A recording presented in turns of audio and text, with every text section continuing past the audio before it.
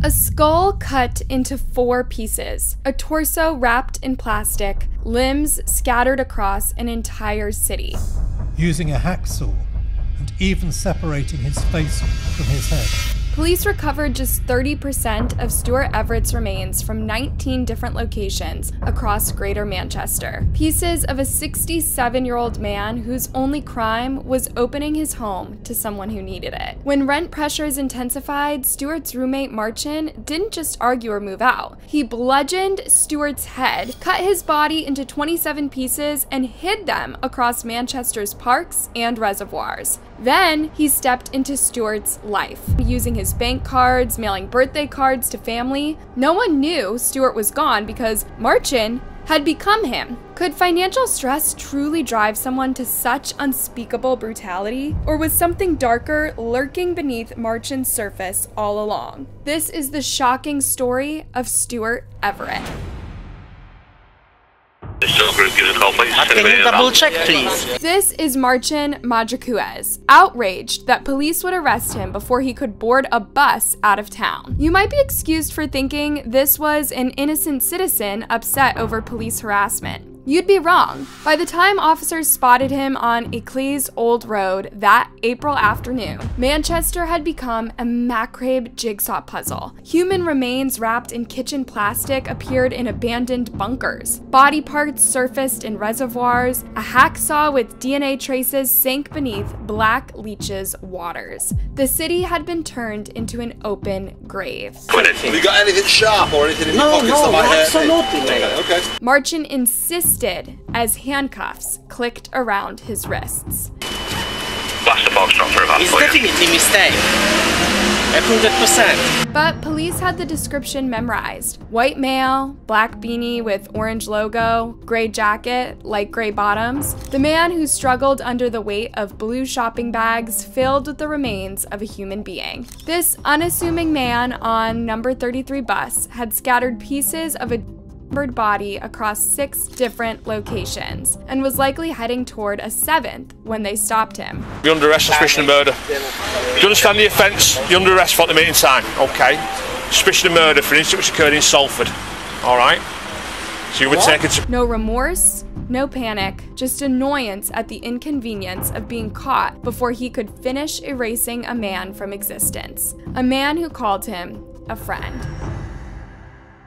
Stuart Everett wasn't born with that name. He came into this world as Roman Zamecki, born to Polish parents and lived a life defined by helping others. He worked for both the NHS and the Department for Work and Pensions. His compassion extended beyond his career. In his later years, Stuart began teaching English to newly arrived Polish immigrants. This was how he first crossed paths with Marcin Majakuez. Stuart's family described him as endearing, gentle, and full of quiet charm. He found joy in simple pleasures, gardening on sunny afternoons, following cricket matches. The soundtrack to his life came from old-school crooners like Dean Martin and Frank Sinatra, their smooth voices filling his modest terrace house in Winton, Salford. In 2013, Stuart moved into that 3-bedroom home. As sole leaseholder, he made a practical decision to help with rising costs. He would sublet the other 2 bedrooms. 4 years later, in 2017, Marchin moved in. For 7 years, they lived under the same roof.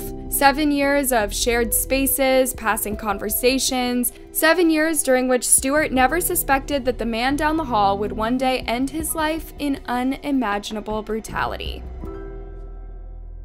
April 4th, 2024, a spring morning in Salford. The Carousel wetlands had begun to bloom with early greenery as joggers and dog walkers followed familiar trails. A passerby stumbled across something strange, something terrible in an underground bunker within the woods. Not trash or discarded clothing, but a torso wrapped in cling film. Within hours, the wetlands transformed from peaceful escape to a crime scene, overrun with forensic tests, search dogs, and a growing sense of dread. The Greater Manchester Police launched a murder investigation through their Serious Crime Division. As officers scoured every inch of the reserve, specialist teams faced 3 urgent questions. Who was the victim? what happened to them. Still, something about the way the body had been disposed of set alarm bells ringing among seasoned detectives. This wasn't a simple murder, it was something else entirely. Behind the scenes, the Visual Evidence Retrieval and Analysis Unit began the tough task of reviewing surveillance footage from the surrounding area. On April 18th, 2 weeks after finding the torso, they got what they were searching for. The footage showed a man walking along Berry New Road in Prestwich. He was alone, carrying a large blue bag for life from a local supermarket. But this was no ordinary shopping trip. The man was struggling under the bag's weight. When the officers traced his route, they found something shocking. The man walked towards the Carousel wetlands and emerged a short time later. The bag that had been full and heavy was now empty and folded up. The footage was grainy, the man's face wasn't clear, but his movements appeared careful and controlled. Detectives nicknamed him Heavy Bag Man. But one critical question remained unanswered. Who was he? For days, investigators tried to identify him by retracing his steps on other cameras. Somehow, he kept slipping through the cracks. Then, by sheer chance, everything changed. On April 25th, 2 Vera officers were canvassing for additional CCTV footage miles away in the Winton area. As they drove down Ecclesia's Old Road, they spotted a pedestrian with a familiar gait, build, and eerie composure. So it's a white male. He's wearing a dark or black coloured beanie hat with what looks like an orange logo on it. The officers followed him onto a bus and called for backup. Within an hour, uniformed officers swarmed the vehicle. There, on the number 33 bus, they found Marcin Marjusiewicz. They handcuffed him and escorted him out of the bus. You're under arrest on suspicion of murder. Do you understand the offence? You're under arrest for the meeting time, okay? Suspicion of murder for an incident which occurred in Salford, alright? So you would take a... Marcin seemed shocked and outraged at the unfairness of his arrest. Blaster box not for It's definitely a mistake. 100%. But the only mistake had been his, believing he could get away with murder. After the arrest, detectives raced to uncover the victim's identity. That proved harder than expected. There was no missing person report, no one had come forward, no one seemed to be looking for the man. The reason was even more horrifying than the crime itself. His killer had already taken his place, making it impossible for anyone to notice that he was gone. As detectives interviewed Marcin and investigated his background, one name emerged: Stuart Everett. Stuart was a 67-year-old man who lived with Marcin in their shared home on Worsley Road in Winton, Salford. Stuart was well liked in his community, but even when he wasn't seen for weeks, no one reported him missing. For nearly 3 weeks, Marcin had been using Stuart's phone to message his family. He'd sent birthday cards and even gifts. He was even caught on CCTV using Stuart's card at various ATMs in the city. Stuart's family, who lived far from Greater Manchester, genuinely believed he was still alive. It was a lie that bought Marcin time. Time to clean up, time to cover his tracks, and almost enough time to disappear completely, until that random encounter on Ecclesia's Old Road ended his plans. Once officers identified Stuart as the victim, they sealed off the house the 2 men had shared. On the surface, it looked ordinary. A skip sat outside on the driveway, and the interior had been partially emptied, but nothing obviously sinister was immediately visible. But then they looked beneath the surface. In Marcin's bedroom, detectives peeled back the carpet. Underneath, they found red DNA stains soaked through the underlay and into the floorboards. A massive cleanup had taken place. Marcin had even used a professional carpet cleaner, but one stubborn stain wouldn't lift. The nails used to secure the patch contained traces of Marcin's DNA, physical evidence of his desperate attempt to hide what he had done. With each discovery, the story of Stuart Everett's final days became clearer. He wasn't missing. He was murdered, dismembered, and disposed of by the very man who lived under his roof. And to make matters even worse, Stuart's body wasn't just hidden. It had been scattered all over the city. With Stuart Everett now identified as the victim, the search for more of his remains began. His torso had been found, but what about the rest of him? Some answers lay in a single mobile phone, Marchin's phone. With painstaking precision, Greater Manchester Police analyzed his movements using a mixture of GPS data and CCTV footage. What they uncovered was staggering. Marchin had traveled across Salford and Manchester, visiting remote parks, woodlands, canals, and reservoirs. Each time he carried bags, sometimes walking, sometimes using public transport, scattering Stuart Everett's body across an entire city. Over the few weeks, investigators launched Operation Harker, one of the most logistically complex searches in recent memory. More than 200 officers and specialist units were deployed across 19 locations. Remains were found at 6 sites. At Linnyshaw Colliery Woods, more body parts were discovered wrapped in cling film. At Chesterfield Close in Winton, just a short walk from the victim's own home, 9 separate packages were recovered. Each scene brought a fresh wave of horror, but nothing compared to Black Leach Reservoir. Using sonar and underwater search units, divers found a hacksaw deep beneath the water. Then, over multiple days of combing the reservoir, officers recovered something too gruesome to even imagine. Stuart's skull, cut into 4 separate pieces scattered in different areas of the lake. Forensic experts and a pathologist reconstructed the skull. The verdict: a sustained, brutal assault with a blunt object, likely a hammer. Stuart had died from multiple forceful blows to the head, followed by a methodical attempt to destroy all evidence, including the deliberate fragmentation of his skull. Back at the men's home, the story solidified further. Red, DNA-laden stains were found on the walls, furniture, and a discarded carpet thrown into the skip outside. Each location, each object, stitched together a timeline of pure horror. This was nothing short of the worst horror movies ever made. Yet it was real. Police now had enough to charge Marchin, enough to ensure that justice could finally begin. But as Manchester and the rest of the UK were feeling the shock of this Hannibal Lecter case, the same question was being asked over and over again. Who was Marcin Mardzikiewicz?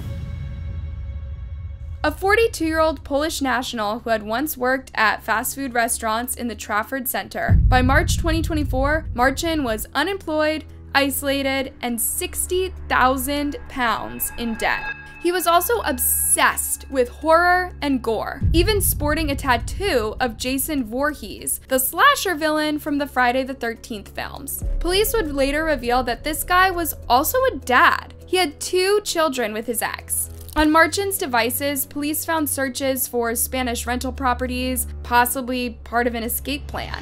What drove him to end Stuart's life remains unclear, but detectives speculated a mix of motives: financial pressure, possible mental deterioration, or his growing fixation with violent fantasy. Prosecutors believe that the murder took place between March 27th and 28th, shortly after tensions escalated in their shared home. Stuart was the sole leaseholder, and rising rent may have triggered a breakdown in their relationship. But the blunt force injuries, the preparation with a hacksaw, the CCTV footage of Marcin carrying multiple heavy bags, none of this supported the idea of a spur-of-the-moment loss of control or crime of passion. This wasn't just momentary rage. It was something cold, calculated, and concealed.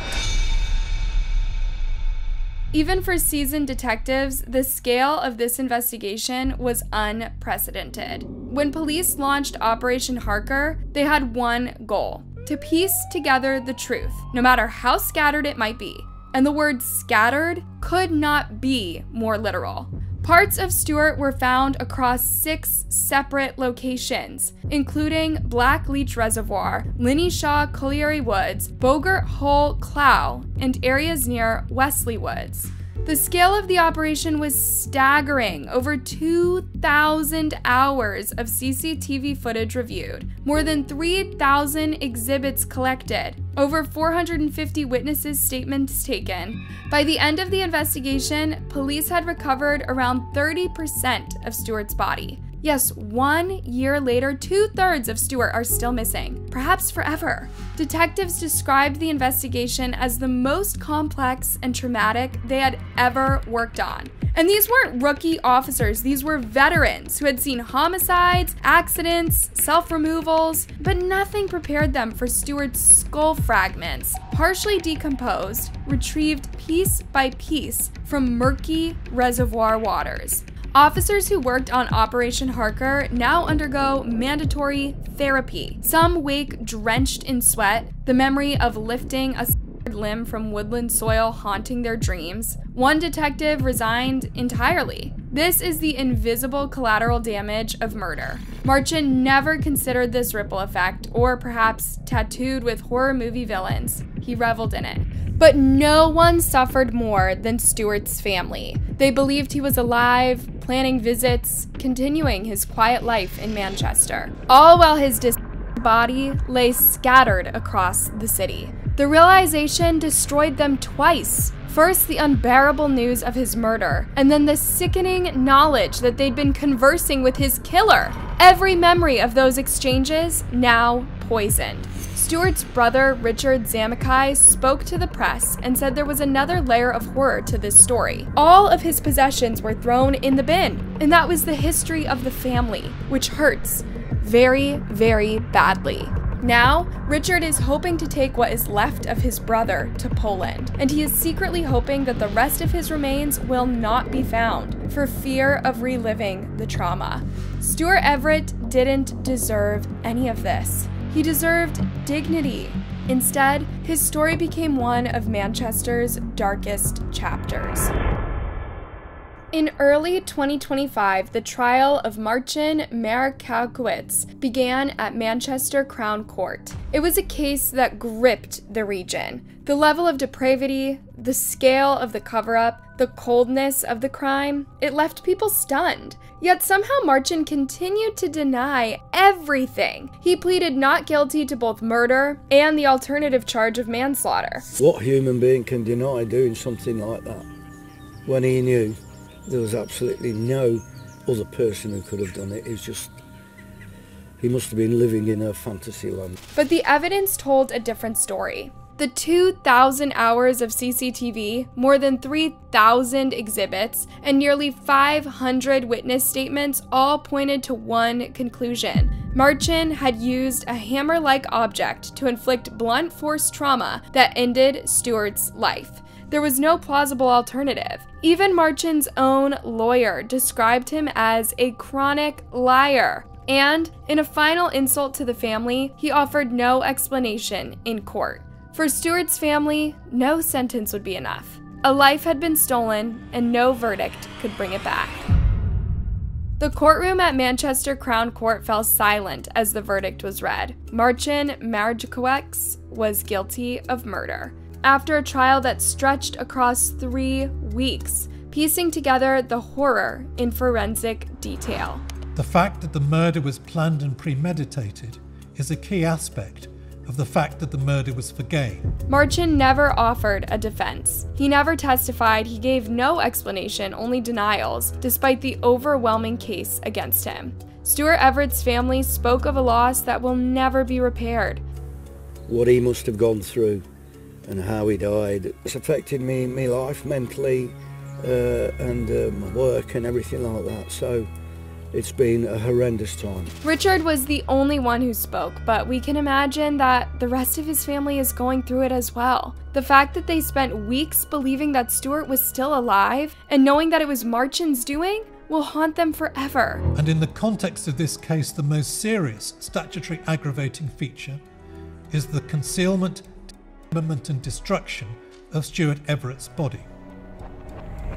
The judge told Marcin he would spend the rest of his life in prison, with a mandatory life sentence. And sadly for Stewart's loved ones, there will be no peace, only the task of survival after something so awful. In the days following the verdict, Stewart's family released a statement. They called him endearing and loving, and they called his murder haunting.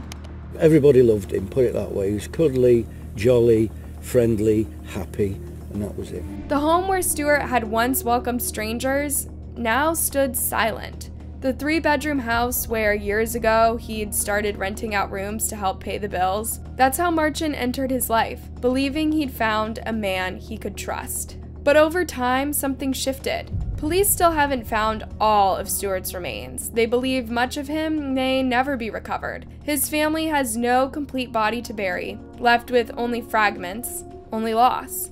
Police said this case is unlike anything they've ever seen. Yet, in the devastation, police achieved something big. They found the killer. They gave the victim his name back, and they gave his family answers. Justice cannot restore life, but it can honor one, and Stuart Everett deserves to be remembered for more than the way that he died. And he should have had many more years to live his quiet, decent life. Instead, a monster lurked beneath his roof, a predator he'd welcomed into his home. Stuart Everett was in life and in death. His body scattered across the city, but in remembering him, in telling his story, we piece him back together and restore his dignity. This is the legacy of Stuart Everett. Not the gruesome details of his death, but the gentle soul he was in life. A man who helped others and deserved better. Was justice truly served when only 30% of Stuart was recovered? Could this have been prevented if someone had noticed his absence sooner? How many other vulnerable people are living with potential killers right now? Share your thoughts below. This case will stay with you long after you close this video. Like and subscribe if you believe victims like Stuart deserve to be remembered. And watch that next video on screen. The truth deserves to be shared. See you soon and take care.